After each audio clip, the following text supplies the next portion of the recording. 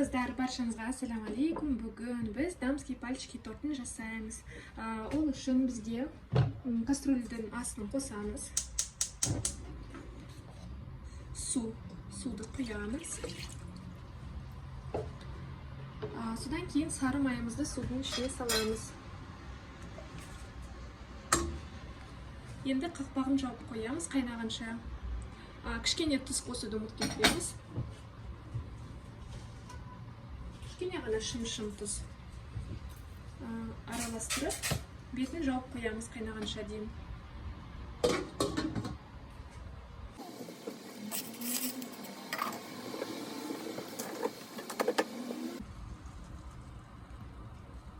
Міне қыздар, біздің май және су қайнады. Отымызды сөндіреміз. Отымызды сөндіргеннен кейін осылай ыстық су мен майға ұнымызды бірнеше бөліктеп салып отырамыз да араластырамыз.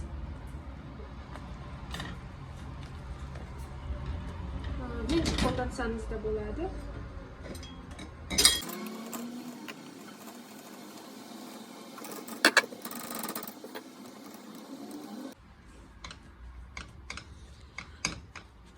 Жақсылап араластырамыз.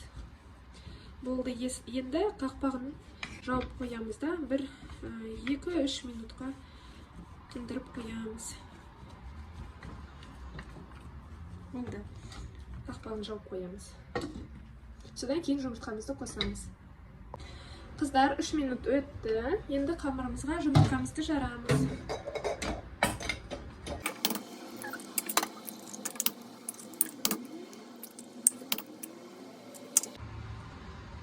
Жұмыртқаларымызды жарып аламыз ішіне, енді миксерлейміз.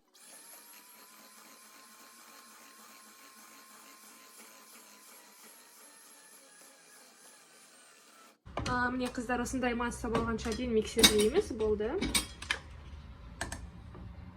Міне қамырымыз осындай болу керек.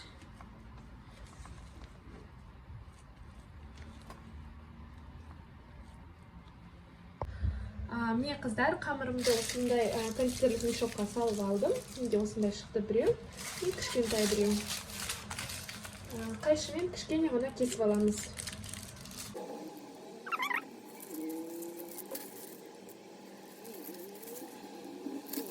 Міне қыздар, осылай барлығын салып аламыз противенге и духовкаға салып қоямыз. Ал қыздар, енді дамский пальчики тортына крем жасаймыз. Ол үшін бізге осындай 2 банка қаймақ керек болады. Екеуін бірге қосқанда 800 грамм болады. Қыздар, қаймағымды салып алдым. Енді миксерлейміз қаймағымызды. Мұнда менде 300 грамм қант. Қантымыз толығымен ерігенше миксерлейміз барлығын бірге салып алсақ болады. Жақсылап миксерлейміз.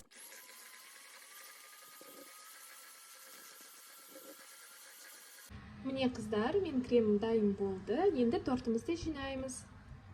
Печеньелерімізді жаңағы кремімізге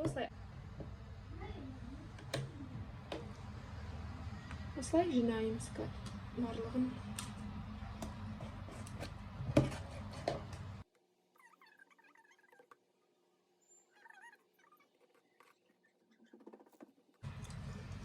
Қыздар, енді осы кезінде үстіне жаңағы вареный сгущенкамызды кішкене ағызып тастасақ болады. Дәмді болып шығады.